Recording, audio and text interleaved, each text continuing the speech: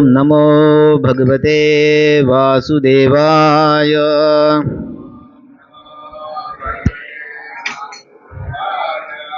ओम नमो भगवते वासुदेवाय।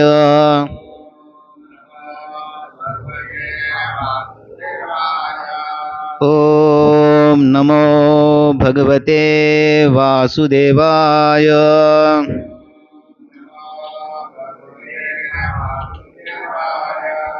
नारायणं नमस्कृत्य नरं चैव नरोत्तमं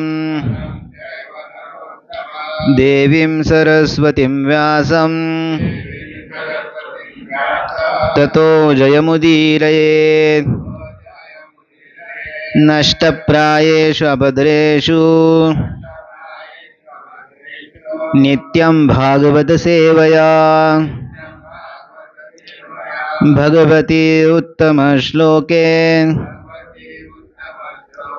भक्तिर्भवति नैष्टिकी। कृष्णाय वासुदेवाय देवकी नंदनाय च नंदगोपकुमाराय गोविंदाय नमो नमः। ओम ज्ञानतिमिरन्धस्य ज्ञानाञ्जनशलाकया चक्षुरुन्मिलितं येन तस्मै श्रीगुरवे नमः। श्रीचैतन्यमनोभीष्टं स्थापितं येन भूतले स्वयं रूपः कदा मह्यं ददाति स्वपदान्तिकं। वन्देऽहं श्रीगुरो श्रीयुतापदकमलं श्रीगुरून् वैष्णवांश श्रीरूपं साग्रजातं सगणरघुनाथान्वितं तं सजीवं साद्वैतं सावधूतं परिजनसहितं कृष्णचैतन्यदेवं श्रीराधा कृष्णपादान् सगणललिता श्रीविशाखान्वितांश। हे कृष्ण करुणा सिंधो दीनबंधो जगत्पते गोपेश गोपिकाकांत राधाकांत नमोस्तुते। तप्त कांचन गौरांगी राधे वृंदावनेश्वरी वृषभानुसुते देवी प्रणमामि हरिप्रिये। वाञ्छाकल्पतरुभ्यश्च कृपा सिन्धुभ्येव च पतितानां पावनेभ्यो वैष्णवेभ्यो नमो नमः। नमो विष्णुपादाय कृष्णप्रेष्ठाय भूतले श्रीमते भक्तिवेदांत स्वामिन् इति नामिने। नमस्ते सरस्वती देवे गौरवाणी व्रजारिणे निर्विशेष शून्यवादी पाश्चात्यदेशतारिणे। जय श्री कृष्ण चैतन्य प्रभु नित्यानंद श्री अद्वैत गदाधर श्रीवासादि गौर भक्त वृंद। हरे कृष्णा कृष्णा कृष्णा हरे हरे हरे राम राम राम हरे हरे। हरे कृष्णा कृष्णा कृष्णा हरे हरे हरे राम राम हरे हरे। हरे कृष्णा कृष्णा हरे हरे हरे राम राम हरे हरे। यन्त प्रविश्य वाचि मां प्रसुप्तां सञ्जीवयति अखिलशक्तिधरस्वधाम्ना अन्यां च हस्तचरणश्रवणत्वगादीन् प्राणान् नमो भगवते पुरुषाय तुभ्यम्।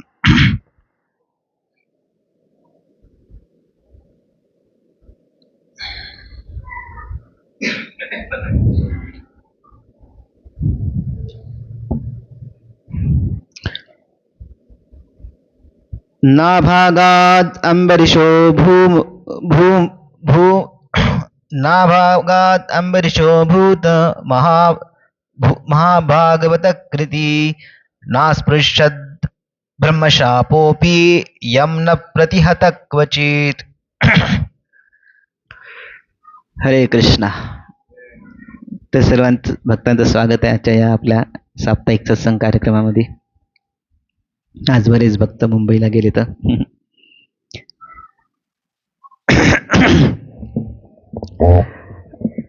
आज एकादशीचा दिवस आहे. तर एकादशीच्या संदर्भात भागवतमची एक स्पेशल कथा भागवताच्या 9व्या स्कंदामध्ये येते. माझा आवाज येत आहे का?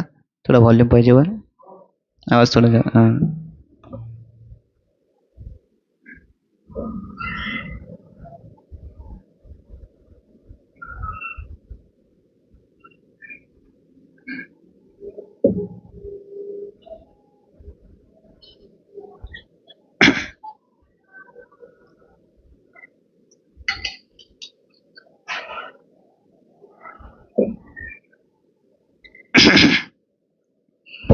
हरे कृष्ण. आता येत आवाज? तर भागवताच्या 9व्या स्कंदामध्ये सूर्यवंशाचं पूर्ण वर्णन येते आणि चंद्रवंशाचं पूर्ण वर्णन येते. तेव्हा त्या वंशाचं वर्णन करत असताना शुकदेव गोस्वामी म्हणतात की नाभागाचा मुलगा एक महान राजा होऊन गेला. त्याचं नाव होतं अंबरीश. आणि जो अंबरीश महाराज होते त्यांचा एका ब्राह्मणांसोबत ब्राह्मण दुखावल्यामुळे त्याने शाप दिला होता, ब्रह्मशाप. जनरली ब्रह्मदंड असं समजलं जातं की त्याला काही तोड नाही आहे, पण तो ब्रह्मशाप पण या राजावर त्याचा काही परिणाम झाला नाही. समथिंग सरप्रायझिंग असं होतं. कलियुगामध्ये आपण विचार करू शकत नाही असा. कोणी सांगितलं आणि शाप खरा झाला असं आपण बघत नाही ना आता. पण त्या काळामध्ये जेव्हा त्यांची वाणी जी आहे, ब्राह्मणानं शाप दिला तर तो सत्य व्हायचा आणि त्याला काही तोडगा नव्हता. तरी पण त्याचा परिणाम जो आहे अंबरीश महाराजावर नाही झाला. हे जेव्हा परीक्षित महाराजांना ऐकलं त्यांना अचंबा वाटला. का? कारण की त्यांच्यावर पण एका ब्राह्मणाच्या मुलानं शाप केला. परीक्षित तिथं बसले कशामुळं? कारण की त्यांनी कौशिकाचा मुलगा श्रृंगी, परीक्षित महाराज एका जंगलामध्ये गेले होते. जंगलामध्ये केलेले असताना त्यांना खूप तहान लागली. आजूबाजूला बघितलं तर एक आश्रम दिसला. त्या आश्रमामध्ये गेले तर आणि वाटलं पाणी भेटेल पिण्यासाठी. तिथे एक ऋषी बसले होते, ध्यानस्थ होते. आणि परीक्षित महाराज तहानेनं व्याकुळ झाले होते. त्यांना वाटलं की हे काय अवडंबन लावलेलं आहे, इथं अतिथी आलेले आहेत. आणि अतिथी कोण नाही तर साधा सुद्धा अतिथी, पूर्ण पृथ्वीचा राजा आलेला आहे. आणि साधा पाहुणचार तर दूरचा, पाणी पण विचारलं नाही. त्यांनी बाजूला मेलेला साप बघितला. आपल्या बाणाच्या टोकानं, धनुष्याच्या टोकानं साप उचलला आणि त्या शमीक ऋषीच्या गळ्यामध्ये टाकला आणि गेले तिथून निघून. शमीक ऋषी तर ध्यानावस्थेमध्ये होते. त्यांना तर माहीत नव्हतं कोण आलं आणि कोण गेलं. त्यांचा मुलगा होता, नवीन नवीन शिकलेला, नवीन नवीन मंत्र जप शिकलेला, नवीन नवीन त्यांना ब्राह्मणाची जी शक्ती आहे, ब्रह्मशक्ती त्यांना प्राप्त झालेली, मंत्रशक्ती प्राप्त झालेली. आपल्या मित्रांसोबत नदीच्या काठी खेळत होता, कौशकी नदीच्या काठी खेळत होता. आणि त्याच्या बुद्धीने त्याला समजलं की अशा प्रकारे परीक्षित महाराजांनी त्याच्या वडिलाचा अपमान केलेला आहे. त्याला एवढा राग आला. छोटासा मुलगा होता की म्हणे की हे जे क्षत्रिय आहेत खरे तर ते ब्राह्मणांचे सेवक आहेत,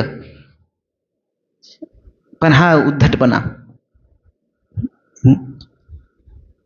आता बघा मी त्यांना दंड देतो. आणि त्या छोट्या मुलानं गंगेचं पाणी घेतलं आणि शाप दिला.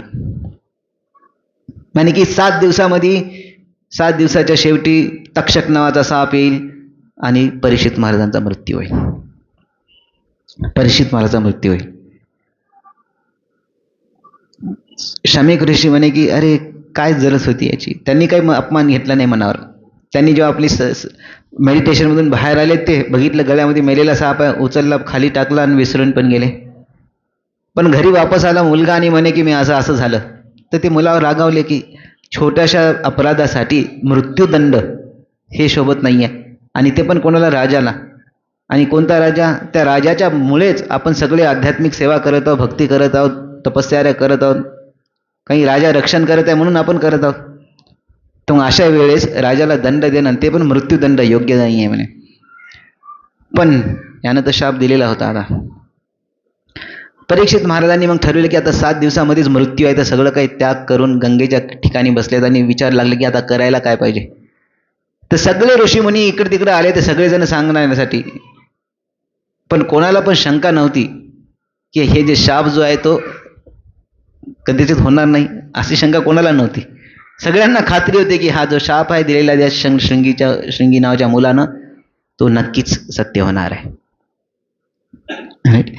कोणी असं म्हणलं नाही की अरे त्याला काही तोडगा देतो म्हणून. कोणी त्याला तोडगा दिला नाही.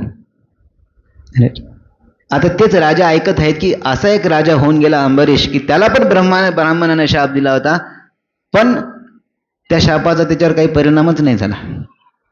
की परीक्षित महाराजांना नवल वाटलं आणि मग त्यांनी विचारलं की अरे भगवत श्रोतुम इच्छामी राजर्षेर तस्य धीमतः न प्राहुद यत्र निर्मुक्तो ब्रह्मदंड दुरत्यय.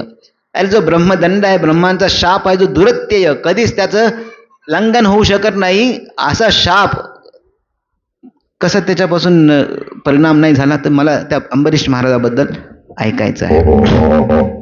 शुकदेव गोसावी म्हणतात की हा अंबरीश महाराज जे आहेत ते सप्तद्वीपवती महिम, पूर्ण पृथ्वीचे राजा होते. असं नाही की छोट्याच्या एका प्रदेशाचे. अव्ययाम च श्रियम लब्ध्वा विभवम चातुलम भुवी. अव्ययम, त्यांचं धन जे आहे, त्यांचा खजिना जो आहे अव्यय होता, म्हणजे किती पण खर्च करा खतमच होत नव्हता. त्याला अव्यय म्हणतात. किती पण खर्च करा. व्यय म्हणजे काय? खर्च. अव्यय म्हणजे किती पण खर्च करा तरी ते नष्ट होत नव्हता, असा त्यांचा खजाना होता, असं त्यांचं वैभव होतं. कशाची तुलना करू शकत नव्हते.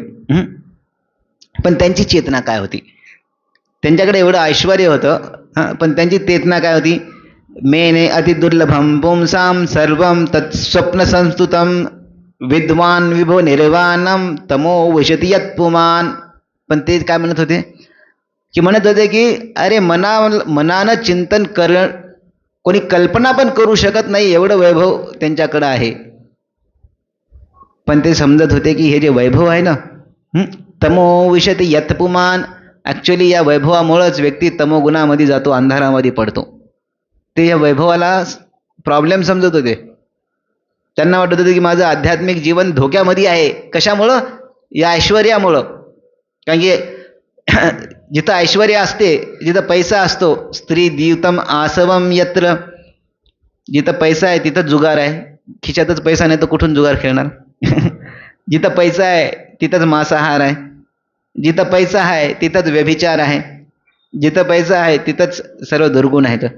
म्हणून ते म्हणतात की हे जो ऐश्वर्य जे आहे तमो विशत यत्पुमान, त्याच्यामुळं मनुष्य जो आहे तमोगुणामध्ये जातो. म्हणून त्यांची भक्तीमध्ये त्यामध्ये काय होती? तीव्रता होती. त्यांच्या भक्तीमध्ये तीव्रता होती. का? कारण की ते ऐश्वर्य समजायचे की त्यांच्या भक्तीमधली बाधा आहे. कुंती महाराणी म्हणते की विपदसंतु शाश्वत यत्र यत्र जगद्गुरो भवतो दर्शनम यस्यात अपुनर्भव दर्शनम. कुंती महाराणी म्हणते की सगळे संकट जे एवढे आलेत आमच्यावर, विशान महाग्ने पुरुषाद दर्शनात असत सभाया वनवास कृष्यतो मृदे मृदे अनेक महान रथाश्रितो द्रोण्यस्त तस्यास्म हरे विरक्षिता. एवढे काही संकट आलेले आहेत. विशान महाग्ने, भीमाला विष पाजलं होतं, द्रौपदीला सभेमध्ये इन्सल्ट केला होता, भीमाला मारण्याची कोशिश झाली होती, हिडंबा राक्षस खाण्यासाठी त्यांना आला होता, वनामध्ये एवढे संकट आले. तर पण म्हणे की हे सगळे संकट जे आहेत हे सगळे संकट ॲक्च्युली प्रॉब्लेम नाही आहेत. कारण की या संकटामध्ये तुमचं स्मरण शक्य झालं. तर खरं संकट काय आहे म्हणते? कुंती महाराणी म्हणते खरं संकट आहे जन्म ऐश्वर्य श्रुत श्रीबीर एधमान मदपुमान नैव अर्हति अभिधातुम्ये त्वाम अकिंचन गोचर. ती म्हणते की खरं संकट काय आहे? जन्म ऐश्वर्य, मोठा जन्म, खूप ऐश्वर्य, खूप ज्ञान, जन्म श्रुती श्रीबीर, ऐश्वर्य आणि बुद्धी आणि फेम, हे खरं संकट आहे. का? कारण की जेव्हा ऐश्वर्य असते त्यावेळेस नैव अर्हति अभिधातुम वय त्वाम अकिंचन गोचर. ते म्हणतात की तुम्ही भगवंताचं नाव घेऊ शकत नाही. ऍक्च्युली ती म्हणत नाही घेऊ शकत नाही, ती काय म्हणते अभिधातुम वय, म्हणजे भगवंताचं नाव घेसाल पण त्या भगवंताच्या नाव घेण्यामध्ये तीव्रता नसेल, त्यामध्ये काय असणे तीव्रता नसते. कारण की जीवन फर्स्ट क्लास चाललं, भगवंताची गरजच काय. पण जेव्हा सगळं घर हलून जाते, जेव्हा सगळं आपले प्लॅन हलून जातात आहे ना, त्यावेळेस आपल्याला भगवंताची आठवण येते आणि तेव्हा तीव्रता पण असते. असते की नाही? समस्येमध्ये भगवंताची आठवण तीव्रतेने येते की आनंदामध्ये तीव्रतेने येते? समस्येमध्ये येते ना. म्हणून कोणती महाराणी म्हणते की ती समस्या ऍक्च्युली समस्या नाही आहे, ते वरदान आहे म्हणते. आणि जे जे ऍक्च्युली ऐश्वर्य आहे, सुख समाधान आहे, ती समस्या आहे, कारण त्याच्यामध्ये भगवंताचं नाव जे आहे तीव्रतेने येत नाही म्हणते. तर म्हणून अंबरीश महाराज म्हणतात की अरे हे ऐश्वर्य जे आहे ना ऍक्च्युली ते समस्या, म्हणून ते तीव्रतेने घेत आहेत. तर ते काय म्हणतात, वासुदेवे भगवती तद्भक्तेषु च साधुषु प्राप्तो भावम परम विश्वम यनेदम लोष्ट्रवत स्मृतम. म्हणून त्यांनी भगवान श्रीकृष्ण आणि त्यांचे भक्त यांच्याबद्दल त्यांच्या मनामध्ये एकदम तीव्र भाव होता.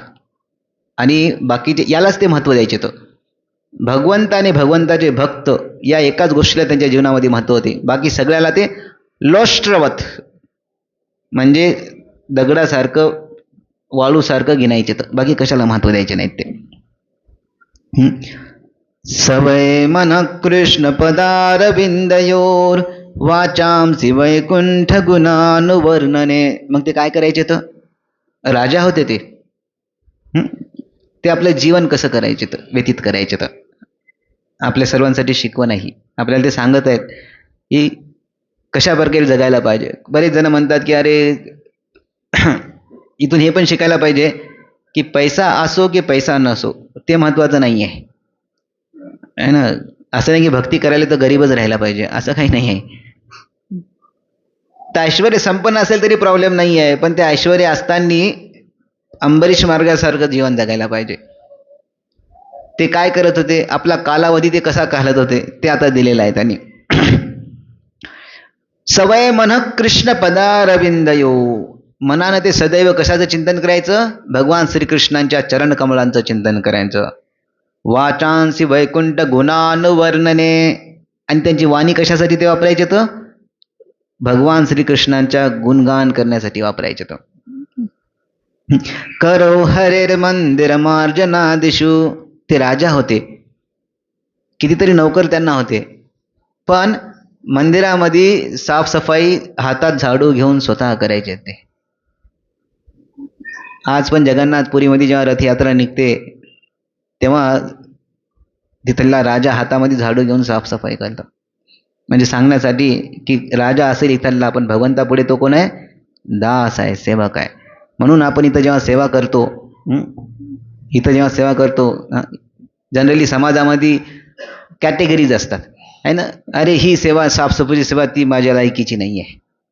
टॉयलेट साफ करणं थोडीच मी त्याच्यासाठी शिकला है ना. आमच्या आश्रमामध्ये नियम आहे, जो पण आश्रमामध्ये येतो पहिले 2-4 वर्ष त्याची एकच सेवा असते, टॉयलेट साफ करणं. सर्व साफसफाई करणं हीच त्याची सेवा असते. कारण की आपल्या मनामध्ये एवढा अहंकार भरलेला आहे की मी इंजिनियर आहे, मी डॉक्टर आहे, मी हे आहे, मी ते आहे, मी ढमका आहे. तर ते अहंकार धुण्यासाठी आपल्याला थोडं साफसफाई करावं लागते.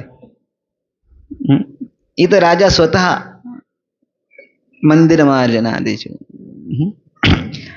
तर स्वतः मंदिर मार्जन करे. हरेर मंदिर मार्जनादिषु. म्हणून भगवंताच्या मंदिराची साफसफाई करणं आणि भगवंताची आरती करणं यामध्ये काही अंतर नाही आहे. यामध्ये काही अंतर नाही. दोन्ही पण भगवंताची आरच्या विग्रहांची सेवा आहे. आरच्या विग्रहांची सेवा आहे. आपण कोणी पण असो, समाजामध्ये डॉक्टर असो, इंजिनियर असो, मोठे पॉलिटिशियन असो, किती पण मोठा हुद्दा असो, ॲक्च्युली भगवंताच्या मंदिरामध्ये जाऊन साफसफाई करण्याची सेवा भेटणं म्हणजे हे मोठा आपला हे आहे, गौरव आहे, मोठा गौरव आहे. काही भगवंत आपल्याला सेवा संधी देत आहेत. इथं राजा स्वतः सगळं, नोकराची काही कमी आहे का त्याला, पण तो स्वतः मंदिर साफ करत आहे.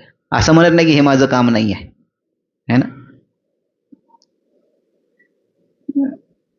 आणि असं नाही की एकदा केलं त्यानं, असं पण नाही आहे. हे त्यांचं नित्यक्रम होता. हा नित्यक्रम होता. कदाचित त्यांना स्केड्यूलवर पण टाकला असेल. श्रुतीम चकाराच्युत सत्कथोदये. आणि त्यांनी आपले कान कशासाठी वापरले? सदैव भगवान श्रीकृष्णांची कथा ऐकण्यासाठी. मुकुंद लिंगालय दर्शने दृशो. आणि भगवंताच्या सुंदर विग्रहांचं दर्शन करण्यासाठी ते मंदिरामध्ये जायचे. तद्भृत्य गात्र स्पर्शेंग संगमम. आणि भगवंताच्या भक्तांना आलिंगन देणं, हाच याच्यामधूनच त्यांना आनंद व्हायचा. ते आपल्या स्पर्शाची चेतना ते भगवंताच्या भक्तांना स्पर्श करून करायचे. तर घ्राणम च तत्पाद सरोज सौरभे. आणि भगवंतांना अर्पण केलेल्या फुलाचं ते काय घ्यायचं? तर सुगंध घ्यायचे. तर श्रीमद तुलस्या रसनाम तदर्पिते. आणि जे तुळशीचं पत्र भगवंताच्या चरणावर अर्पण केलेलं असते त्याचा ते स्वाद घ्यायचं जिभेनं. पादो हरिक्षेत्र पदानुसर्पणे. आणि आपल्या पायाचा वापर कशासाठी करायचे? तर वेगवेगळ्या भगवंताच्या धामाला जाण्यासाठी, वृंदावनामध्ये जाण्यासाठी, जगन्नाथपुरीला जाण्यासाठी, राईट, अयोध्याला जाण्यासाठी, अशा प्रकारे वेगवेगळ्या धामामध्ये जाण्यासाठी ते आपल्या पायाचा उपयोग करायचे. शिरो ऋषिकेश पदाभिवंदने. डोक्याचा काय उपयोग करायचे? तर भगवंताच्या चरण कमळाला वंदन करण्यासाठी उपयोग करायचे. कामम कामम च दासेन तु काम काम्यया. आणि त्यांच्या सगळ्या इच्छा ज्या आहेत ते दास्य, भगवंताची सेवा करण्यासाठी सदैव इच्छा करायचे. न तु काम काम्यया. कोणत्या पण काम इच्छा पूर्ण करण्यासाठी दुसऱ्या इच्छा मनात नाही ठेवायचे. तर यथोत्तम श्लोक जनाश्रयारथी. अशा प्रकारे उत्तम श्लोक जन आश्रयारथी. त्यांना अशा प्रकारे जे भगवंताचे भक्त आहेत, ज्यांनी भगवंताच्या भक्तांचा आश्रय घेतलेला आहे, अशा लोकांप्रती त्यांच्यामध्ये प्रेम होतं. हे अंबरीश महाराजांचं कॅरेक्टर, हे त्यांचं जीवन होतं. सगळ्यात याचे राजे जरी असले तरी. यस्य कृतुषि गिर्वाणे सदस्या ऋत्विजोजना तुल्यरूपाश्च निमिषा यदृश्यन्त सुवासस. सर्गोचन प्रार्थितो यस्य मनुजैर अमर प्रिये शृण्वद्भिर उपगायद्भिर उत्तम श्लोकचेष्टितम. तर अशा प्रकारे वेगवेगळे यज्ञ पण त्यांनी केले. तर सैत्थम भक्ती योगेन तपोयुक्तेन पार्थिव स्वधर्मेन हरिप्रीणन संघान सर्वान जनेर्जहो शनेर्सहो. तर अशा प्रकारे भगवंताची भक्ती करून, तीव्र भक्ती करून सगळ्या प्रकारच्या भौतिक आसक्तीपासून ते परे गेले होते. ते एकदा आरिराधीश कृष्ण महिषातुल्यशीलता युक्त संवत्सरम वीरो दधार द्वादशी व्रतम. त्यांनी 1 वर्षाचं व्रत केलं.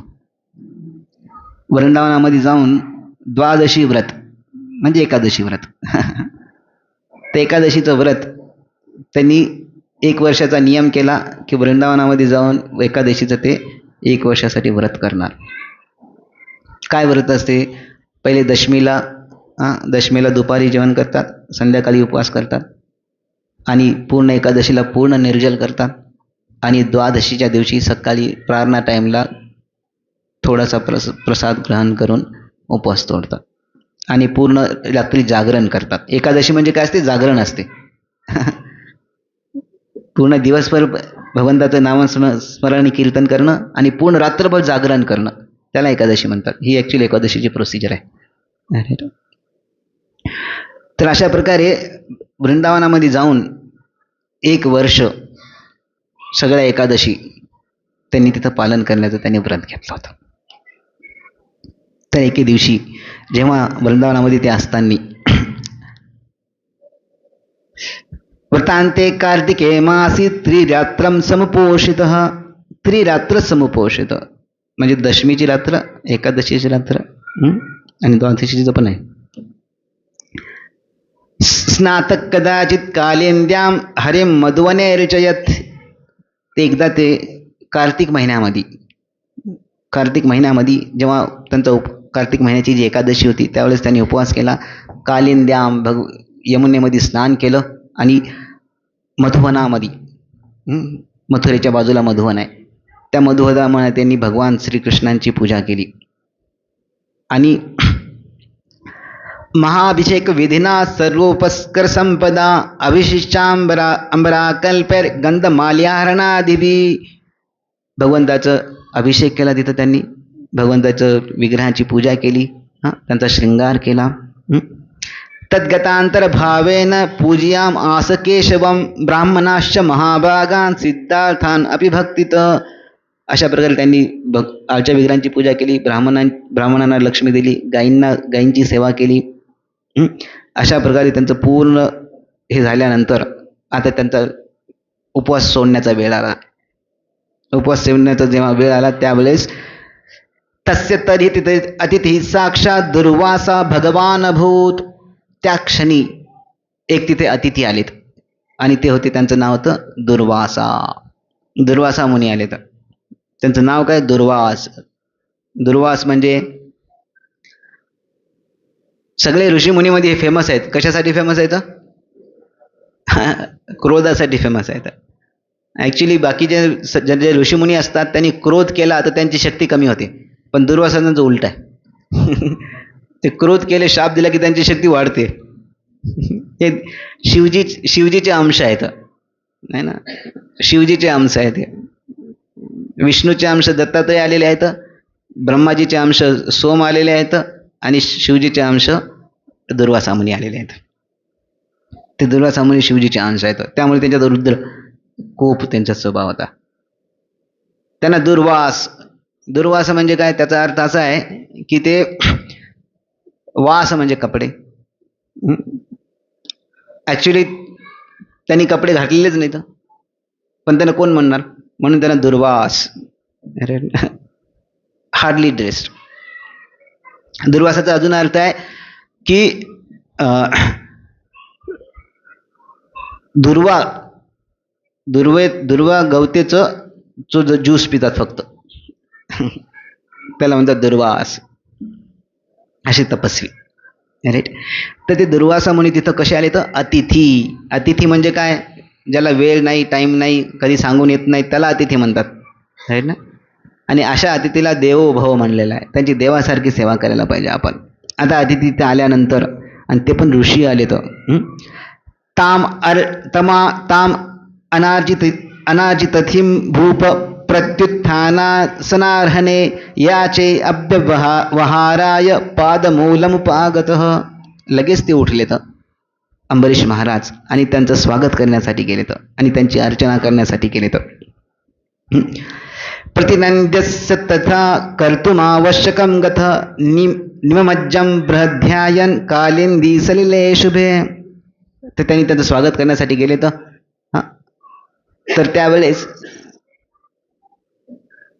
आपले अंबरीश आणि हे दुर्वासा म्हणे की आम्ही थोडं यमुनेला जाऊन येतो, स्नान करून येतो. यमुनेला जाऊन स्नान करून येतो. तर मुहूर्तार्धावशिष्टायाम द्वादश्याम पारणं प्रति चिंतयाम आस धर्मज्ञो धुजयस्तद्धर्म संकटे. आता ते गेले तर यमुनेमध्ये स्नान करण्यासाठी. आता अतिथी घरी आले तर त्यांना जेवण दिल्याशिवाय, त्यांना पाणी दिल्याशिवाय स्वतः भोजन करणं योग्य नाही आहे. आणि आता पारणा टाईम आला होता वेळेवर. पारणाचा वेळ असतो ज्या वेळेमध्ये एकादशी व्रत, द्वादशी व्रत तोडायचं असते, तो कालावधी आला होता. तर त्यांना धर्मसंकट आलं की आता अतिथी आले तर त्यांची सेवा करायचं की आपलं पारणाचा जो काळ आहे तो तोडण्यासाठी काही अन्न ग्रहण करायचं. मग काय केलं त्यांनी दुसऱ्या त्यांचे जे ब्राह्मण होते, जे दुसरे त्यांचे मार्गदर्शक होते, त्यांनी विचारलं. ब्राह्मणातिक्रमे दोषो द्वादश्याम यदपारणे यत्कृत्वा साधु मे भूयात अधर्मो वानमां स्पृशेत. त्यांनी प्रश्न विचारला की द्वादशीच पारणाचा टाइम गेला तर तो एक दोष होतो. 1 वर्षाचं व्रत केलेलं आहे, असं पण नाही की आत्ताच आहे, पुन्हा 1 वर्षापासून व्रत केलं आणि तो तुटत आहे. आणि ते म्हणे की त्यांना अतिथीचा सत्कार नाही केला तर तो पण प्रॉब्लेम येतो. मला असं काहीतरी मार्ग सांगा की मला अधर्म स्पर्श होणार नाही. तर सगळे ब्राह्मण म्हणे की ठीक आहे, काही काळजी करू नका. अंबसा केवलेनाथ करिष्ये व्रतपारणम. तुम्ही निर्जल उपवास केलेला आहे, निर्जल उपवास केला तर मग तुम्ही थोडंसं पाणी प्या, आणि पाणी पिलं की उपवास तोडल्यासारखंच झालं. आणि तुम्ही फक्त पाणी पिल्यामुळं काही खाल्लं पण नाही, अन्न काही घेतलं नाही ना. पाण्याला असं पण म्हणता येणार नाही की तुम्ही काही ग्रहण केलं, म्हणजे तुम्ही फक्त पाणी घ्या म्हणे. असं ब्राह्मणांनी विचारल्यानंतर त्यांनी पाणी पिलं. पाणी पिलं त्यानं. प्राहुर भक्षणम विप्रा ही अशितम नाशितम च तत्. असं म्हणतात की पाणी जे आहे त्याला पाणी घेतल्यानंतर त्याला खाल्लं पण म्हणता येते आणि नाही खाल्लं पण म्हणता येते, म्हणून तुम्ही पाणी प्या म्हणे. तर असं म्हणल्यानंतर अंबरीश महाराजांनी त्यांच्या सांगण्यावरून पाणी पिलं. आणि पण इकडं काय झालं, दुर्वासा यमुना कुलात कृता वश्यक आगत राज्ञाभिनंदितस्य बुबुधे चेष्टितम धिया. तेवढंच पाणी पिल्यानंतर मग दुर्वासा मुनी आले तर, आणि त्यांना इमिजिएटली त्यांच्या दृष्टीनं समजलं की राजानं काय केलं, पाणी पिलं. त्याच्यासाठी वाट नाही बघितली, नुसतं थोडंसं आहे ना, थोडंसं. म्हणून तपस्येचा एक फॉल्ट आहे. तपस्येचा फॉल्ट काय, क्रोध येतो है ना. तपस्या जास्त झाली की काय ते क्रोध येतो. तर लगे हे तपस्वी होते, फक्त दुर्वाग्रास खाऊन राहणारे, दुर्वाग्रासाचा ज्यूस खाऊन राहणारे. थोडासा काही फॉल्ट आला, थोडंसं काही चूक झाली, त्यांचा राग जो आहे, तळपयाचा राग मस्तकाला गेला. तळपयाचा राग मस्तकाला गेला. आणि मन्विना प्रचलत गात्रो, प्रचलत गात्रो म्हणजे पूर्ण शरीर कापायला लागलं क्रोधानं. भ्रकुटी कुटिलानन, आणि पूर्ण भुवया आहेत त्या एकदम क्रोधानं वाकड्या झाल्या. बुभुक्षितस्य सूतनाम कृतांजलिमभा अभावतः. आणि अंबरीश महाराज पुढे हात जोडून उभे होते त्यांना प्रार्थना करण्यासाठी. तर त्यावेळेस ते म्हणाले की अहो वत्स नृशंस्यम श्रियोन्मत्तस्य पश्यत. दुर्वासा मुनी म्हणतात की अरे बघा, या राजाला बघा, आंधळा झालेला आहे. कशानं, त्याच्या धनसंपत्तीनं आणि त्याच्या शक्तीनं, पॉवरनं तो आंधळा झालेला आहे. ते म्हणतात की तो आंधळा झालेला आहे. का आंधळा झालेला आहे, कारण की धर्म व्यतिक्रम विष्णोर अभक्त शामिन. याने धर्माचा व्यतिक्रम केला. अभक्तस्य, त्याला काय म्हणत आहेत, अभक्त. दुर्वासा मुनी अंबरीश महाराजाला काय म्हणत येतं, अभक्त म्हणत येतं. राईट. त्याच्यामुळे आपापल्या दृष्टीनं आपण पाहतो. विष्णोर अभक्तस्य शेषमानिनः, से ईशमानिनः, स्वतःला ईश समजतो. यो माम अतिथीम आयातम अतिथेन निमंत्र्य च अदत्वा भुक्तमांस्तस्य सद्यस्ते दर्शये फलम. अतिथी आलेले आहेत आणि स्वतःच खायला घेतले ना, आता मी त्याचं फळ काय होते ते मी तुम्हाला दाखवतो. अशा प्रकारे त्यानं दुर्वासाने आपल्या मनात विचार करायला चालू केलं. आणि त्यांचा क्रोध एवढा वाढला की त्यांनी आता दंड द्यायचं ठरविलं. कोणाला, अंबरीश महाराजाला. आणि आपल्या जटांमधून एक जटा काढली आणि जमिनीवर आपटली. जशी जमिनीवर आपटली त्याच्यातून जे आहे एक भयानक राक्षस निर्माण झाला. आणि तो अंबरीश महाराजावर आक्रमण करायला लागला. म्हणजे विचार पण करा ना, छोटी काही चूक झाली तर सरळ मृत्यूदंड. सरळ मृत्यूदंड. आणि अंबरीश महाराजांनी काही त्याचा प्रतिकार नाही केला. ते हात जोडूनच उभे होते. ते हात जोडूनच उभे होते. तर हात जोडूनच उभे होते.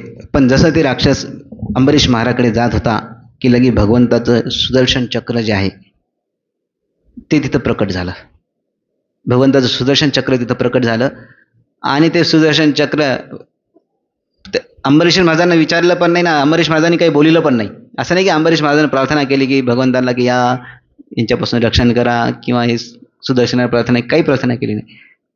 भगवंतांनी सुदर्शन चक्र तिथं पाठवलं, न मागता न बोलविता. आणि त्या सुदर्शन चक्रानं पहिले त्या राक्षसाचा वध केला. त्या राक्षसाचा वध केला आणि ते सुदर्शन चक्र नंतर मग आपलं दुर्वासाकडे वळलं. दुर्वासाकडे वळलं आहे ना. आता दुर्वासानं बघितलं सुदर्शन चक्र आहे. आणि सुदर्शन आता काही तर करू शकत नाही. तर मग ते सुदर्शनापासून पळायला निघाला. अंबरीशावर अटॅक झाला. अंबरीशाने काय केलं? फक्त नमस्कार केला. काही त्याने डिफेंड नाही केलं. पण दुर्वासावर अटॅक झाला. त्यांनी काय केलं? तिथून पळतं घेतलं. आणि त्या सुदर्शनापासून वाचण्यासाठी तो पूर्ण पृथ्वीवर सगळीकडे फिरत राहिला. कोणत्याच जागेत, गुफेमध्ये गेलं तरी तिथं येत होतं, पाण्यामध्ये गेलं तरी तिथं येत होतं, कुठं पण गेलं आणि मारत पण नव्हतं. जस्ट त्याच्यात एवढं जवळ होतं की त्याला त्याची आस लागेल आहे ना. त्याला मृत्यू समोर दिसत होता पण मारत पण नव्हतं, त्याच्या मागे लागलेलं होतं. तो सगळीकडे फिरत राहिला. तर मग तिथून फिरत शेवटी कोण येतं? शेवटी देवताच येतात. हां, तर तिथून तो ब्रह्मदेवाकडे गेला आणि ब्रह्मदेवाला म्हणे की देवम विरिंचम समगात विधातस सह्यात्म योनी अजित तेजसो माम, या चक्रापासून माझं रक्षण करा. तर ब्रह्माजी म्हणतात की अरे, माझं स्थान आणि मी है ना तेच नश्वर आहे आणि या चक्रापासून मीच घाबरलो. भगवंताचं चक्र कालचक्र पण एक भगवंताचं चक्र आहे. हां, तर याच्यापासून मी त्याला काही करू शकत नाही. अहम भवो दक्ष भृगु प्रधाना प्रजेश भूतेश सुरेश मुख्या सर्वे वयम यन नियमम प्रपन्ना भृज्ञपितम लोकहितम वहाम. अरे, आम्ही सगळे जे देवता आहेत याच्या चक्राच्या खालीच आहोत आम्ही याला काही करू शकत नाही. तर तिथून मग ते निघाले तर कैलास पर्वतावर शिवजीकडे गेले. ते शिवजी म्हणाले की वयम न तात प्रभवाम भूमनी. शिवजी म्हणाले की आमच्यामध्ये शक्ती नाही आहे या सुदर्शन चक्रापासून तुझं रक्षण करण्याचं. तर म्हणून ते म्हणतात की ॲक्च्युली जे आहे हे चक्र जे आहे भगवान नारायणाचं आहे. मग तुम्हाला कोणाकडे जावं लागेल? भगवान नारायणाकडे जावं लागेल. तर असं म्हणल्यानंतर तर दुर्वास मुनी तिथून सरळ जातात आणि कुठे जातात? वैकुंठाकडे. वैकुंठामध्ये त्यांना प्रवेश मिळतो. काही दिवसासाठी विजा, परमनंट नाही, काही दिवसासाठी एंट्री भेटते त्यांना. आणि ते भगवंताकडे जातात आणि भगवंतात म्हणतात की ततो निराशो दुर्वासा पदम भगवतो ययो. निराशा, सगळीकडे तो निराश झाला, कुठेच त्याला आश्रय भेटला नाही. तर मग कुठे गेला तो? शेवटी भगवंताकडे गेला. वैकुंठाख्याम यदाध्यस्यते श्रीनिवास श्रियासह. कुठे गेला? वैकुंठामध्ये गेला. त्या वैकुंठामध्ये श्रीनिवास भगवान श्रीकृष्ण, भगवान विष्णू नारायण श्रियासह लक्ष्मीसह निवास करतात है ना. सर्वात शेवटी सोल्युशन तर तिथंच आहे. आता अजून कोणतं हायस्ट ऑथॉरिटीकडे जाणार? आपला प्रॉब्लेम घेऊन आता याच्यावर कोणती ऑथॉरिटी आहेच नाही. एकदम हायस्ट ऑथॉरिटीकडे गेले ते. आणि तिथं गेल्यानंतर त्यांनी सांगायला सुरुवात केली की हे जे सुदर्शन जे आहे, हे सुदर्शन जे आहे त्याच्यामुळे आता माझा मृत्यू समोर आलेला आहे. आणि अजानता ते परमानुभावम कृतम मयाघम भवत प्रियानाम. ते म्हणतात अजानता ते, ॲक्च्युली मला माहीत नव्हतं काय माहीत नव्हतं मला? परमानुभावम. तुमचे जे भक्त आहेत अंबरीश महाराज, त्यांची एवढी शक्ती आहे, त्यांची भक्ती एवढी तीव्र आहे, मला माहीत नव्हतं. तर म्हणतात की मी कृतम मयाघम भवत प्रियानाम.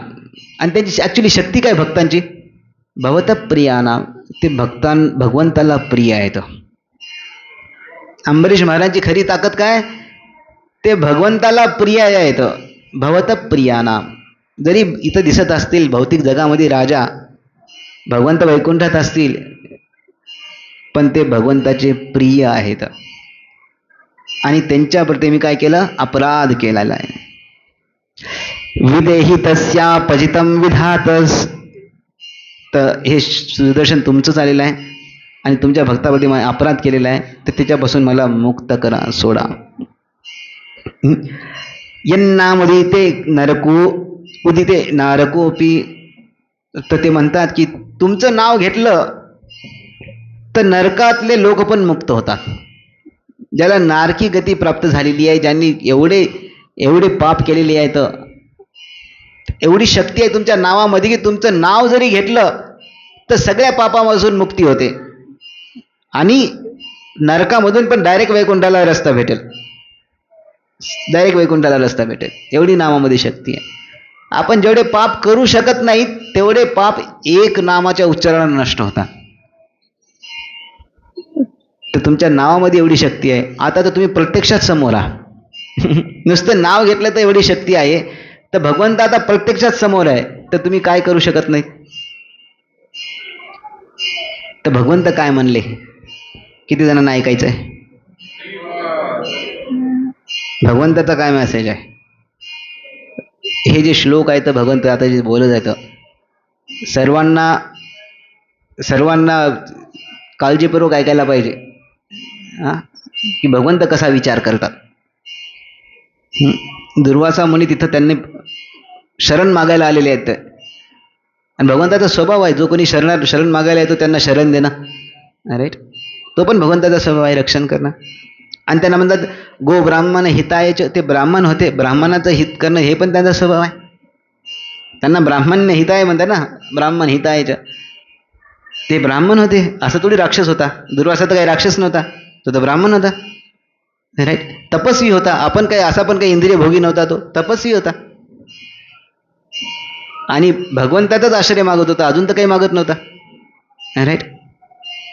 पण भगवंत त्याला काय म्हणलेत माहिती? सर्वजण माझ्या मागे म्हणा,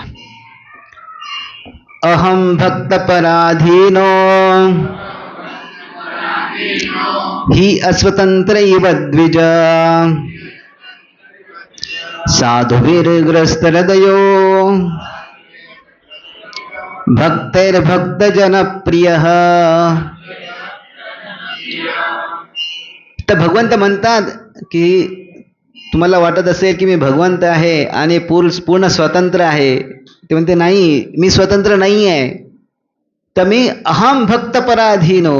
ॲक्च्युली मी माझ्या भक्तांचा पराधीन आहे, भक्तांचा दास आहे. मी भक्त ठरवितात मला की कोणाकडे द्यायचं आणि कोणाकडे नाही जायचं. ॲक्च्युली भक्त जे आहेत, भगवंत हे भक्तांची प्रॉपर्टी आहे. भगवंत हे भक्तांची प्रॉपर्टी आहे.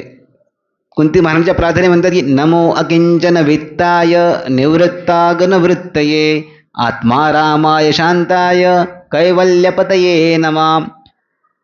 तर नमो अकिंचन वित्ताय, भगवंताला काय म्हणलंय? अकिंचन वित्ताय. त्याचे दोन अर्थ आहेत.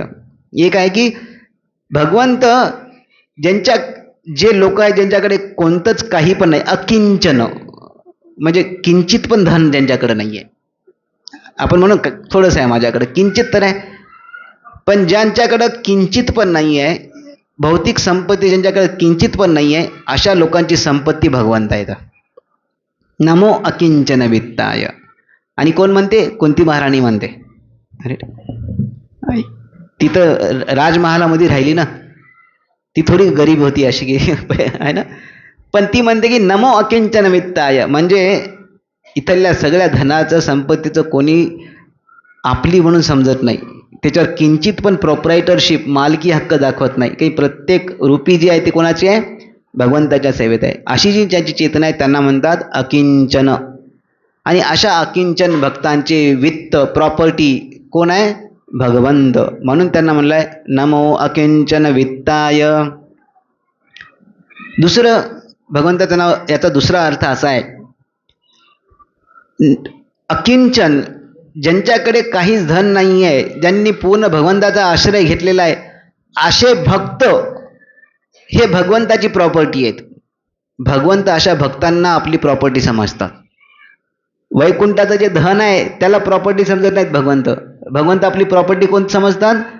त्यांचे भक्त हे समजतात ती माझी प्रॉपर्टी आहे. आणि कोणते भक्त? अकिंचन भक्त, जे पूर्ण भगवंतावर पूर्णतः आश्रित आहेत. तर नमो अकिंचन वित्ताय. तर भगवंत म्हणतात की अशा भक्तांचा मी दास आहे, त्यांच्यावर पूर्णतः निर्भर आहे. ही अस्वतंत्र इव द्विज, मी पूर्णतः अस्वतंत्र आहे. का? कारण की हे भक्त जे आहेत ते ठरवितात मला कोणाकडे जाय द्यायचं ते. भगवंत जर पाहिजे असेल तर भगवंताकडे जाऊन भेटत नाही, आपल्याला कोणाकडे जावं लागते?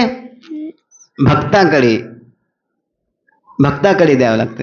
विश्वनाथ चक्रवर्ती ठाकूर एवढं सुंदर वर्णन करतात विस्तृत रूपामध्ये की भक्ती कशी भेटते आपल्या जीवनामध्ये, भक्ती कशी भेटते याचं वर्णन करतात. ते म्हणतात की कोणी म्हणेल की भक्ती जी आहे भगवंताच्या कृपेने भेटते, ऐकलं असेल ना, तर भगवंताच्या कृपेने भेटते. ते म्हणते की त्याच्यात एक प्रॉब्लेम आहे. जर भक्ती आपल्याला भगवंताच्या कृपेने भेटली तर भगवंत सर्वांना समान असायला पाहिजे. याला कृपा करतात त्याला नाही कृपा करतात, मग भगवंत विषम झालेत ना, भेदभाव करायला आहेत भगवंत. तर भगवंतांना भेदभाव शोभत नाही. जर भगवंताच्या कृपेनं भक्ती भेटत असती तर मग त्यांनी सगळ्यांनाच द्यायला पाहिजे, सगळ्यांनाच द्यायला पाहिजे. म्हणजे याचा अर्थ, आणि त्यांनी जर सगळ्यांना, तसं तर होत नाही ना, सगळ्यांना भक्ती भेटत नाही, म्हणजे भगवंताच्या कृपा हे कारण नाही भक्तीचं. तर भगवंताचे महान भक्त जे असतात ना त्यांच्या कृपेनं भक्ती भेटते. भक्ती कशामुळे भेटते? भगवंताच्या भक्ताच्या कृपेनं भेटते. ते म्हणतात की ते पण कारण नाही आहे. भगवंताच्या महान भक्ताच्या कृपेनं भक्ती भेटते ते पण कारण नाही. का? एक तर असं आहे की भगवंताचे महान जे भक्त असतात ते सगळ्यांना महान समजतात. ते हेच बघत नाही की कोण भक्त आहे आणि कोण अभक्त आहेत. त्यांना वाटतं की सगळे भगवंताचे अंश आहेत, सगळे भगवंताचे कनेक्टेड आहेत, है ना. एक तर त्यांची दृष्टी तशी असते. ते पण कोणामध्ये भेदभाव करत नाहीत, ते पण सदैव भगवंताच्या स्मरणामध्ये मग्न असतात. तर मग भक्ती भेटते कशी? तर म्हणते की भक्ती कोणाकडून भेटते? जो भेदभाव करतो तो म्हणजे मध्यम अधिकारी. भक्तामध्ये 3 कॅटेगरी असतात, उत्तम अधिकारी, मध्यम अधिकारी आणि कनिष्ठ अधिकारी. तर मध्यम अधिकारी जो असतो तो काय भेदभाव करतो? तो भेदभाव असा करतो की ईश्वरे प्रेम, भगवंतावर प्रेम करतो तो. तदधिनेषु मैत्री, जे भगवंताची सेवा करत आहेत त्यांच्यासोबत तो मैत्री करतो. बालिशेषु कृपा, ज्यांना भगवंताची भक्ती माहिती नाही त्यांना भगवंताची भक्ती देण्याचा प्रयत्न करतो. आणि द्विषत्सु उपेक्षा, जे भगवंताचा द्वेष करतात त्यांची उपेक्षा करतात. तो मध्यम अधिकारी जो भक्त आहे तो ठरवितो की कोणाला भक्ती द्यायची आणि कोणाला नाही. जे भगवंताचा द्वेष करतात त्यांच्यापासून तो दूर राहतो आणि जो भगवंताचे भक्त आहेत त्यांच्यासोबत मैत्री करतो. आणि जे श्रद्धाळू असतात, जे भगवंताचं श्रवण करण्यासाठी इच्छुक असतात अशा लोकांवर आपली कृपा करतो आणि त्यांच्या हृदयामध्ये भक्तीचं बीज पेरतो. म्हणून विश्वनाथ ठाकूर म्हणतात की भक्ती जी आहे ना भगवंताच्या कृपेने भेटते ना उत्तम अधिकारीच्या कृपेने भेटते, तर भक्ती भेटते त्या मध्यम अधिकारी, तो प्रचारक. मध्यम अधिकारी म्हणजे तो प्रचार करतो. काही उत्तम अधिकारी भजन करतात, आपले नामस्मरणामध्ये मग्न असतात. ते मध्यम अधिकारी प्रचार करतात. तर प्रचारकांच्या कृपेमुळे भक्ती भेटते. आणि ती भगवंताची कृपा मध्यम अधिकारी जे भक्त असतात त्यांच्याद्वारे ती जाते. आणि म्हणून म्हणतात की ते ठरवितात, भगवंत म्हणतात की ते ठरवितात की कोणाला भक्ती द्यायची आणि कोणाला नाही भक्ती द्यायची. कोणी म्हणेल की ते भेदभाव करतात, त्याच्यात काही प्रॉब्लेम नाही, कारण की ते मनुष्यच आहेत. है ना, मनुष्यानं भेदभाव केला त्याच्यात काय प्रॉब्लेम आहे, त्यांच्या तर त्रुटी आहेच. म्हणून त्यांनी भेदभाव जरी केला तरी दोष लागत नाही, पण तो दोष भगवंताला लागतो. म्हणून विश्वनाथ ठाकर म्हणतात की मध्यम अधिकाऱ्याच्या कृपेने भक्ती भेटते म्हणतात. तर भगवंत जे आहे सर्व शक्तिमान आहेत, सर्व शक्तिमान आहेत, पण ते आपल्या भक्तांच्या इच्छेनुसार आपल्याला दान करतात, आपल्याला प्रदान करतात, भक्ती प्रदान करतात. राईट. म्हणून इथं भगवंत म्हणत आहेत की मी स्वतंत्र नाही आहे. साधुवीरग्रस्त हृदयोर, साधुवीरग्रस्त हृदयो भक्तेर्भक्त जनप्रिय. तर साधू भक्त, मी अस्वतंत्र नाही आहे म्हणजे मी बांधलेला आहे ना. तर बांधलेला कुठं आहे? बांधलेला आहे मी पण जेलमध्ये आहे म्हणतात. कोणत्या जेलमध्ये आहे? भक्तांच्या हृदयाच्या जेलमध्ये आहे, भक्तांच्या हृदयाच्या जेलमध्ये आहे ना. सुंदर चौराष्टकम असते. आता अधिक मास येईल यावर्षी, तेव्हा पण चौराष्टकम गावतात. तर बिल्वमंगल ठाकूर त्यामध्ये म्हणतात की भगवंताला म्हणतात की तुम्ही चोरी केलेली आहे, तुम्ही चोर आहात म्हणतात. काय चोरी केली तुम्ही? एवढ्या वर्षांपासून, जन्मापासून मी पाप इकट्ठा केले होते. एवढ्या जन्मापासून मी पाप इकट्ठा केले होते आणि सगळे पाप तुम्ही एका याच्यात चोरून घेऊन गेलात. सगळे पाप चोरून घेऊन गेलात. आता त्या चोरीसाठी तुम्हाला दंड द्यायला पाहिजे म्हणतो. आता चोरीसाठी दंड द्यायचा तर काय दंड द्यायला पाहिजे? तर चोरीसाठी दंड म्हणजे तुम्हाला जेलमध्ये टाकायला पाहिजे. आणि जेल म्हणजे काय? अशी जागा जिथं अंधार असतो, अंधार कोठडी असते ना, अंधार कोठडी टाकायला पाहिजे म्हणते. तर ते म्हणतात की माझं हृदय सगळं अंधारानं भरलेलं आहे, तर म्हणून तुम्हाला बांधून आता हृदयामध्ये टाकतो माझ्या. याच्यासारखी कोठडी तुम्हाला कुठं भेटणार नाही म्हणतात. तुम्ही माझ्या हृदयामध्ये असाल तर तुम्हाला त्रास सहन करावा लागेल माझ्या अंधाराचा, माझ्या अनर्थाचा, असं बिल्वमंगल ठाकर म्हणतात. तर इथं भगवंत म्हणतात की साधुवीरग्रस्त हृदयो. ऍक्च्युली साधू भक्तांनी मला त्यांच्या हृदयामध्ये बांधून ठेवलेलं आहे. काय म्हणत आहेत ते? त्यांनी मला हृदयामध्ये बांधून ठेवलेलं आहे, म्हणून मी अस्वतंत्र आहे. भक्त जन प्रिय. ऍक्च्युली भक्त सोडून द्या, भक्तांचे पण जे प्रिय आहेत, त्यांचे जे सेवक आहेत ते मला अतिशय प्रिय आहेत, असे भगवंत म्हणत आहेत. नाहम आत्मानमाशासे मद्भक्तर साधुभिर्विना श्रियं चात्यांति किं ब्रह्मन् येषां गतिरहं परा. ते म्हणतात की वैकुंठाचं जे वैभव आहे तर हे वैभव मला काही प्रिय नाही आहे म्हणतात. नाहम आत्मानमाशासे मद्भक्तेर साधुभिर्विना. माझ्या भक्तांशिवाय मला या वैकुंठामध्ये पण रस नाही म्हणतात. या वैकुंठामध्ये पण मला रस नाही जर भक्त नसतील तर. श्रियम चात्यंतिकीम ब्रह्मन येषाम गतीर अहम परा. ॲक्च्युली जे भक्त आहेत मी त्यांचे परमगती आहे. अशा भक्तांपासूनच मला आनंद भेटतो, या ऐश्वर्यापासून मला आनंद नाही भेटत. ते म्हणतात की आता भगवंत लॉजिक देतात की असं का, मी त्यांच्यावर एवढं का प्रेम करतो. कोणी पण विचारेल ना, तर ते म्हणतात आता ये दारागार पुत्राप्तान प्राणान वित्तम इमं परम हित्वा माम शरणम याता कथम ताम त्यक्तुमुत्सहे. तर भगवंत म्हणतात की माझ्या भक्तांनी सर्व घर सोडलेलं आहे, सर्व संपत्तीचा त्याग केलेला आहे, आपले सर्व नातेवाईकांचा त्याग केलेला आहे, आणि पुत्र आपतान वित्तम सगळ्या धनाचा त्याग केलेला आहे. हित्वा माम शरणम यता सगळ्या गोष्टीचा त्याग करून माझं शरण घेतलेलं आहे. आता मी कसं त्यांना त्याग करू शकतो? भगवंत म्हणतात की भक्तांनी सगळ्या गोष्टीचा त्याग करून माझा शरण घेतलेला आहे, तर मी त्यांचा त्याग करू शकत नाही. मयी निर्बद्ध हृदया साधव समदर्शना वशीकुर्वन्ति मां भक्त्या सत्स्त्रिय सत्पतिं यथा. मयी निर्बद्ध हृदया, त्यांचं हृदय जे आहे भक्तांचं, त्यांचं हृदय माझ्या प्रेमानं बांधलेलं आहे.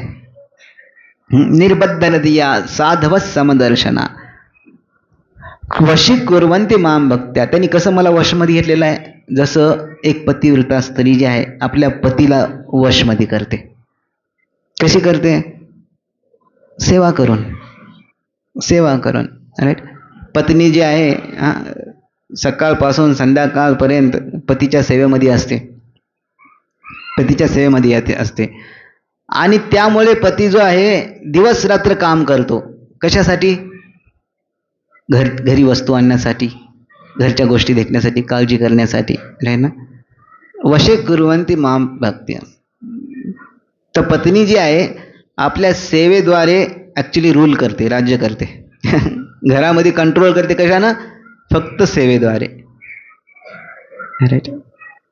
तर भगवंत म्हणत आहेत की भक्त पण मला कंट्रोल करतात. कशाद्वारे? त्यांच्या सेवेद्वारे. आणि भगवंताची जेव्हा सेवा करतात आणि त्याच्यापासून ते काही पण अपेक्षा नाही करत, त्यामुळे भगवंत कंट्रोलमध्ये येतात. आणि जर आपण सेवा केली आणि काही भौतिक गोष्टी मागितल्या तर भगवंत म्हणतात ठीक आहे, हे घे, गोष्ट संपलं. पण सेवा केली आणि काहीच मागितलं नाही तर मग काय होते? मग आपलं डेप्ट जे आहे ना, काय म्हणतात त्याला,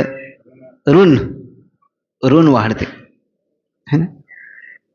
कोणी काही आपल्याला दिलं, आपल्यासाठी काही काम केलं आणि त्याच्यामध्ये काही रिटर्न मागितलंच नाही, मग आपल्याला वाटतं की अरे काय करू याच्यासाठी. तसं भगवंताचं होते. भगवंताला सेवा केली त्यांच्याकडून काही मागितलं नाही तर भगवंतांना टेन्शन येते की आता काय करू मी याच्यासाठी. तर म्हणून भगवंत म्हणतात की वशीकुर्वन्ति मां भक्त्या, मला ते वश करतात. मत्सेवया प्रतीतं ते सालोक्यादि चतुष्टयम्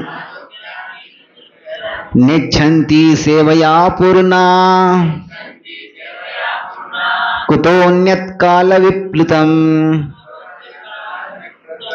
मत सेवया प्रतीतं ते, माझी सेवा करून त्याच्या रिटर्नमध्ये सालोक्यादि चतुष्टयम, म्हणजे 4 प्रकारच्या मुक्ती आहेत. साष्टी, सामिप्य, सारूप्य, सालोक्य. आणि 5वी मुक्ती आहे सायुज्य. भगवंतांनी त्याचं नाव पण नाही घेतलं, काही भक्त त्याच्याकडे बघत पण नाही ढोंकून. सायुज्य मुक्ती जी आहे, जी उपनिषदांमध्ये एवढी स्तुती केलेली आहे आणि बरेच योगी म्हणा, ज्ञानी म्हणा आणि बरेच भक्त पण मोठे त्यांना सायुज्य भक्ती हे त्यांचं ध्येय असते. पण भागवत धर्म जो आहे, भागवत जो ग्रंथ आहे, ते सायुज्य मुक्तीला पण म्हणतो की सायुज्य मुक्ती हे ॲक्च्युली भक्ताला तर प्रिय नाहीच आहे, खऱ्या भक्तांना. कारण की सायुज्य मुक्तीमध्ये काय होते, आपण भगवंताच्या अस्तित्वामध्ये विलीन होऊन जातो. महाराष्ट्रामध्ये हा शब्द खूप फेमस आहे, भगवंतामध्ये विलीन व्हायचं. ऐकलं? विलीन व्हायचं. विलीन झालं तर मग सेवा कशी करणार? विलीन झालं भगवंतामध्ये तर सेवा होऊ शकते का? भगवंताची सेवा करायची तर भगवंत वेगळे असायला पाहिजे, आपण वेगळे असायला पाहिजे, तर सेवा होते, है ना. तर सेवा होते.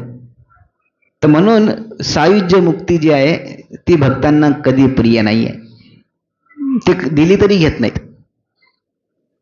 बाकीच्या ज्या 4 मुक्ती आहेत, सालोक्य म्हणजे भगवंताच्या धामामध्ये वास, सार्ष्टी म्हणजे भगवंतासारखं आपुलंज, सारूप्य भगवंतासारखं रूप, सामिप्य भगवंताच्या जवळचा वास, या मुक्ती कधी कधी भक्त स्वीकारतात.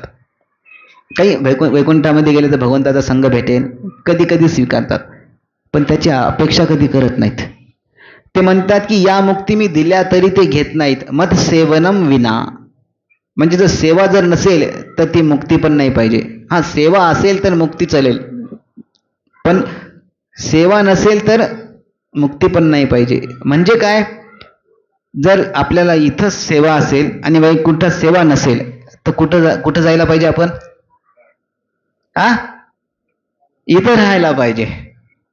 जर वैकुंठात गेलं, सेवा चार्ट मध्ये नाव नसेल आणि इथं सेवा चार्ट मध्ये नाव असेल तर कुठं जायला पाहिजे आपण? इथं जायला पाहिजे. न नाकपृष्ठम न च पारमेष्टम न सार्वभौमम न रसाधिपत्यम न योग सिद्धिम पुनर्भवम वा समंजसत्वा विरहाय कांक्षे. न नाकपृष्ठम म्हणजे ध्रुवलोक, न पारमेष्ट्यम म्हणजे ब्रह्मलोक, न रसाधिपत्यम न स्वर्गलोक न रसातल, कोणतं जी जागा आहे समंजसत्वा त्वाम विरहाय कांक्षे, जिथं भगवंताची सेवा नाही आहे, ते ध्रुवलोक असो की वैकुंठ असो, त्याची अभिलाषा भक्त करत नाहीत. पण भगवंताची सेवा जर असेल आणि ते नरक जरी असेल तरी भक्तांना चलते. हे भक्तांचं लिटमस टेस्ट, ही खरी परीक्षा आहे, ही खरी परीक्षा आहे. आणि सायुज्य मुक्ती ते तर भक्तांच्या सिलेबसमध्येच नाही आहे. लक्षात ना, भागवतमच्या भक्ताच्या सिलेबसमध्ये नाही आहे ना. म्हणून भागवतम जर कोणी भक्ती करत असेल सायुज्य मुक्तीसाठी तर ट्रू सेन्समध्ये त्याला भक्ती म्हणता येत नाही. पण आता बऱ्याच वेळेस भागवतमचं ज्ञान नसते पूर्ण आणि त्यामुळे आपण बऱ्याच जणांचं कधी कधी सायुज्य मुक्ती हे ध्येय होऊन जाते आणि त्यांना भेटते पण ज्यावेळेस शुद्ध भक्तांचा संघ भेटतो इमिजिएटली त्यांचा गोल चेंज होऊन जाते, गोल चेंज होऊन जाते. ठीक आहे. तर इथं भगवंत म्हणत आहेत की मत सालोक्यादी चतुष्टयम नेच्छन्ति सेवया पूर्णा कुतो अन्यत काल विप्लतम. अरे मी 4 मुक्ती दिल्या तरी ते घेत नाहीत, मग स्वर्गाची काय गोष्ट आहे, मग काय ऐश्वर्याची काय गोष्ट आहे, बाकीच्या गोष्टीची काय? काल विप्लुतम, ते एनिवे नष्ट होते. अशा गोष्टी त्यांना बिलकुल नाही पाहिजे. साधवो हृदयं मह्यम साधूनां हृदयं त्वहं मदन्यत्ते न जानन्ति नाहं तेभ्यो मनागपि. ते म्हणतात साधवो हृदयं मह्यम, माझ्या मनामध्ये फक्त माझे साधू भक्त आहेत. साधूनां हृदयं तुहं, आणि त्यांच्या हृदयामध्ये फक्त मी आहे. मदन्यत्ते न जानन्ति, मी सोडून ते कोणालाच ओळखत नाहीत. नाहं तेभ्यो मनागपि, आणि त्यांना सोडून मी कोणालाच ओळखत नाही, असं भगवंत म्हणत आहेत. उपायं कथयिष्यामि तव विप्रशृणुष्वतत् अयं हि आत्मा विचारस्ते यतस्तं याहि माचिरम.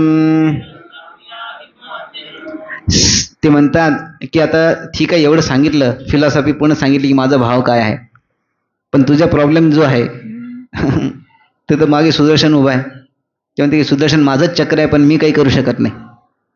तर ते उपाय सांगतं. म्हणतात काय उपाय सांगत आहे?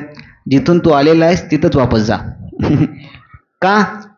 हे म्हणतात ते साधुषु प्रहितं तेज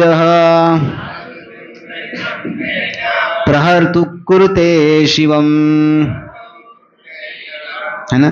ते म्हणतात की साधुषु प्रहित तेज, जर तुम्ही साधू पुरुषावर तेज शक्तीचा वापर केला तर ती शक्ती वापस तुमच्यावरच आक्रमण करते, तुमचाच विनाश करते, असं भगवंत सांगत आहेत. तपो विद्याच विप्राणाम निश्रेयस करे उभे तो एव दुर्विनीतस्य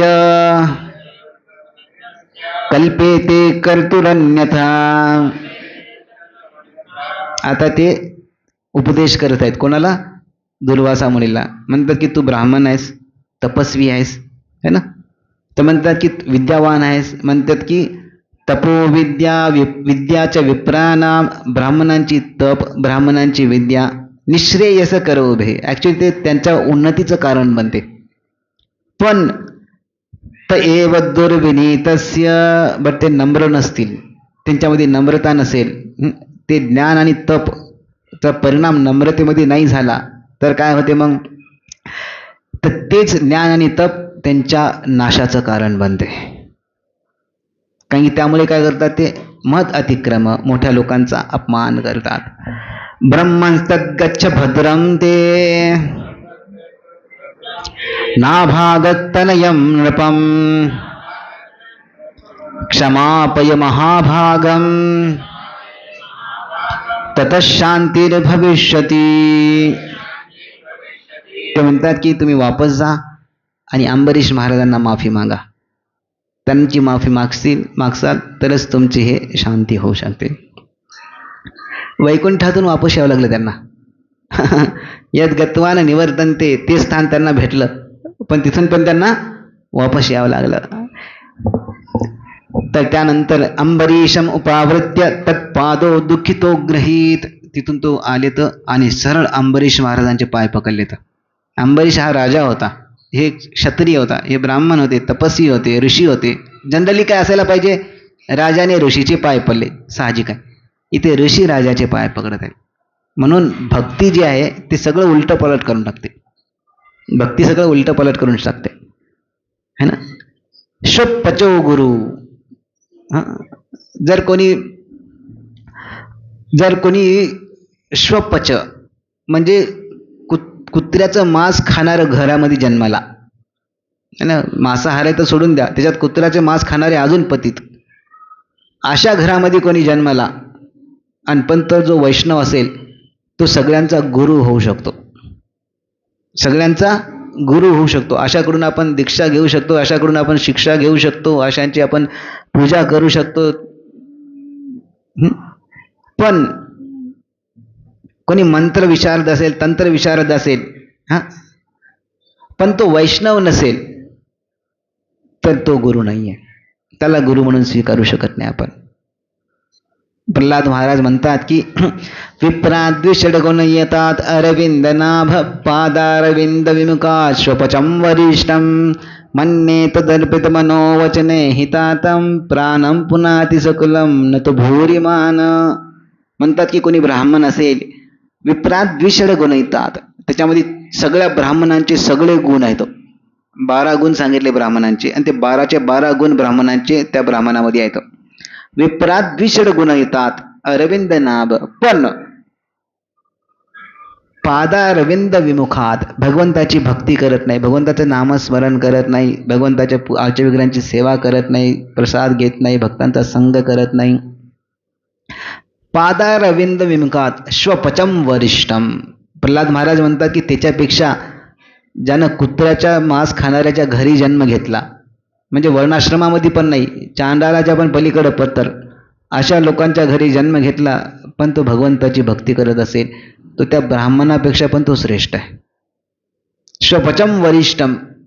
लॉजिक काय देतात ते म्हणतात की मन्येत दर्पित मनोवचने हितार्थम प्राणम पुनाति सकुलम न तो भूरिमान. ते म्हणतात की असा जो व्यक्ती आहे त्यांना आपलं पूर्ण वाणी, मन, धन, शरीर सगळं भगवंताच्या सेवेमध्ये अर्पण केलेलं आहे. असा श्वपच, अशा चांडालाच्या घरी जन्म घेतलेला व्यक्ती स्वतःचा उद्धार करतो, त्याच्या कुळाचा पण उद्धार करतो, त्याच्या कुळाचा पण उद्धार करतो. पण असा जो ब्राह्मण आहे ज्याच्याकडे 12 गुण आहेत पण भगवंताची भक्ती करत नाही, तो स्वतःचा पण उद्धार करू शकत नाही. ते म्हणतात की दुसऱ्यांचं तर सोडून द्या, स्वतःचा पण उच्चार करू शकत नाही. फक्त त्याचं एकच फल होते, ते म्हणजे न तो भूरिमान, फक्त त्याचा गर्व आणि अहंकार वाढत राहतो. तर मग इथं म्हणतात की इथं बघत आहोत की हे ऋषी अंबरीश महाराजाला प्रणाम करत आहेत, दंडवत प्रणाम करत आहेत. ॲक्च्युली ज्या पाश्चात्य देशातून प्रभुपादांनी त्यांचे शिष्य आणले तर हे तर म्लेच्छ ना, भारताच्या संस्कृतीच्या दृष्टीने झालं तर म्लेच्छ. तर इथल्या ब्राह्मणांनी खूप त्यांना अपोज केला, खूप त्यांना अपोज केला. म्हणजे तुम्ही अशांना कसं अशांना वैष्णव कसं म्हणता, यांना ब्राह्मण दीक्षा कुठून देता तुम्ही, त्यांना कुठं पूजेचा अधिकार द्यायला मंदिरांमध्ये. त्यांनी थोडं कीर्तन करावं बाहेर, पूजा करू नये मंदिरामध्ये, त्यांना मंदिरामध्ये प्रवेश कुठून द्यायला तर. एवढं त्यांच्यासाठी प्रभुपादांनी लढलं त्या सर्वांसाठी. जगन्नाथपुरीमध्ये त्यांना मंदिरामध्ये प्रवेश नाही, तर प्रभुपाद किती तिथं हे केले त्यांनी. प्रत्येक ह्याच्यात म्हणायचे की जगन्नाथपुरीमध्ये भक्तांना प्रवेश द्यायला पाहिजे. राईट.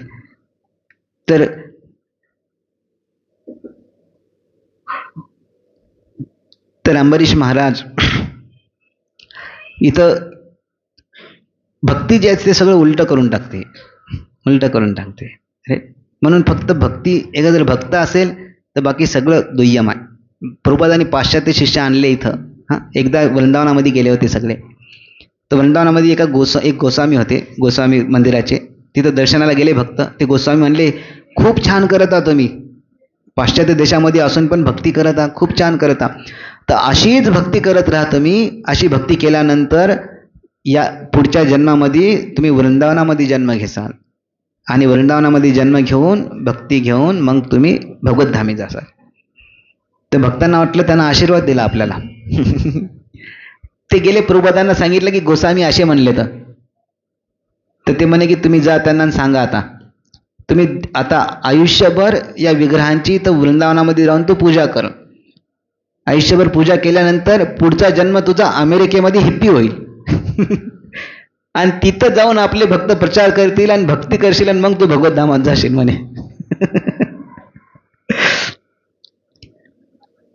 तर इथं आपल्याला म्हणून कळत आहे की कोणी कोणत्याही याच्यामध्ये जन्म घेऊ, पाश्चात्य देशामध्ये जन्म असो, त्याचा आधीचा कालावधी कसा पण असो, किती पण पापी असो, एकदा भक्ती घेतल्यानंतर, आता जो भक्त झाल्यानंतर तो पूजेचा अधिकारी आहे, आपल्या मानाचा अधिकारी आहे.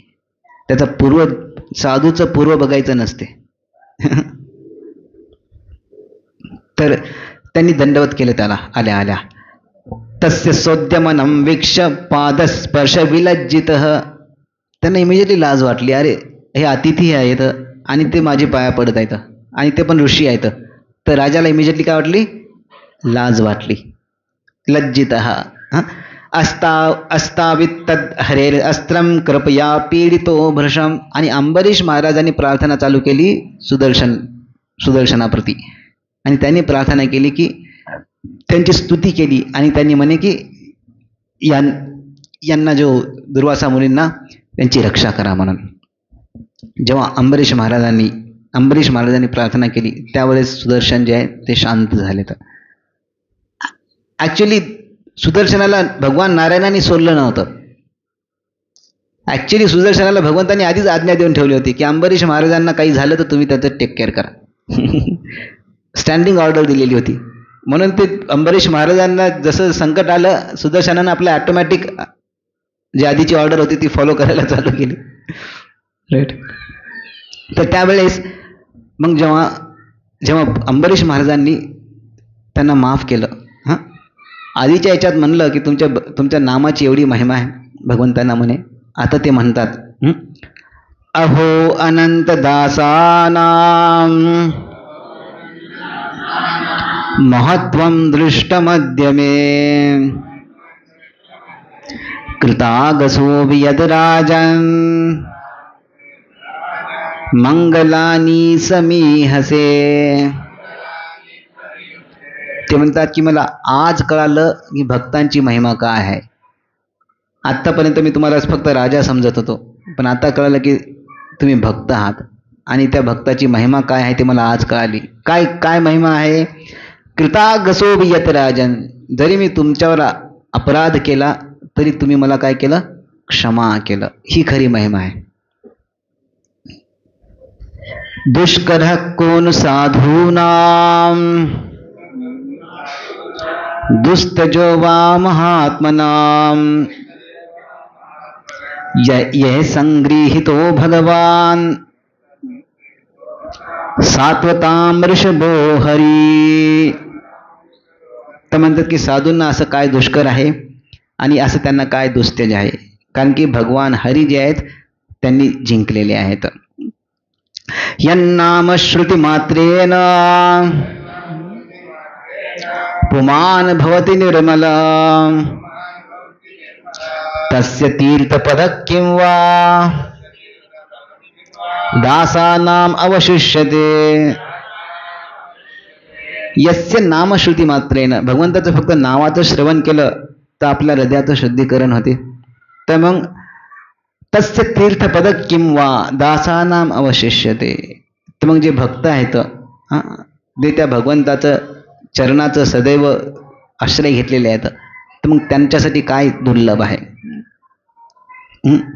तर म्हणतात मी आज खरं भक्तांची महिमा समजली मला. आणि त्यानंतर दुर्वास मुनी भगवंताच्या भक्तांपासून हमेशा सावध असायचे. हमेशा सावध असायचे. तर आपण याच्यापासून शिकायला पाहिजे की भगवंताचे भक्त हे भगवंतांना किती प्रिय आहेत. आणि भक्ताचं लक्षण आहे ते भक्त भगवंतांना प्रिय आहेत म्हणून आपल्याला भक्त प्रिय असायला पाहिजे, है ना. इंग्लिशमध्ये म्हणतात if you love me love my dog. जर तुम्ही माझ्यावर प्रेम करता तर माझा कुत्रा जो असतो त्याच्यावर पण प्रेम करावं लागते. जर आपण भगवंतावर प्रेम करत असू तर भगवंताच्या भक्तावर पण आपल्याला काय करायला लागेल, प्रेम करावं लागेल. आपण जर छोटे मुलं असतात है ना, छोट्या मुलाच्या गालामध्ये दिलं तर आईला चांगलं वाटेल का? नाही ना. तसंच आहे. तर आपण भक्तांचा अपमान करू, भक्तांशी आपण दुर्व्यवहार करू तर भगवंत संतुष्ट होतील का त्यानं? नाही म्हणा.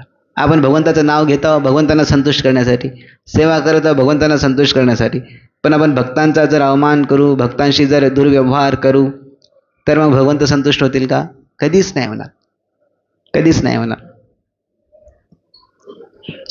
चैतन्य चरितामृतमध्ये एका जागी म्हणतात की जर आपण भगवंताचं नामस्मरण हजारो वर्ष घेतलं, काही जन्म घेतलं तरी भगवंत भेटणार नाहीत जर आपला जर व्यवहार भक्तांशी बराबर नसेल तर. जर आपण अपराध करत असू जर भक्तांप्रती, राईट. तर म्हणून भगवंताच्या भक्तांसोबतचा आपला व्यवहार जो असेल असं समजायला पाहिजे की हे भक्त जे आहेत ना, ॲक्च्युली या भक्तांच्या कृपेमुळेच मी भगवंताला प्राप्त करू शकतो, अशी आपली चेतना असायला पाहिजे. हे व्यक्ती जो आहे भगवंताला प्रिय आहे, हे अशी आपली चेतना असायला पाहिजे. मग जेव्हा ही चेतना राहील ना, मग त्यावेळेस आपण बराबर आपला व्यवहार पण बराबर होतो भगवंताच्या भक्तांसोबत, राईट. शिवजी म्हणतात की तदीयानाम समर्चनम आराधनानाम सर्वेषाम विष्णुर आराधनम परम तस्मात परतरम देवी तदीयानाम समर्चनम. सर्व देवतांमध्ये विष्णूंची पूजा ती सर्वश्रेष्ठ आहे, पण त्याच्याहून पण काहीतरी श्रेष्ठ आहे. काय श्रेष्ठ आहे? तदीयानाम समर्चनम, त्यांच्या भक्तांची सेवा आणि पूजा ही त्याच्याहून पण श्रेष्ठ आहे. तदीयानाम समर्चनम, राईट. एका जागी भगवंत म्हणतात की जे माझे भक्त म्हणतात ते माझे भक्त नाही आहेत म्हणतात. ते म्हणतात की जे माझे भक्त म्हणतात ते माझे भक्त नाही म्हणतात. जे माझ्या भक्ताचे भक्त आहेत मी त्यांना भक्त समजतो म्हणतात. मी त्यांना भक्त समजतो म्हणतात, राईट.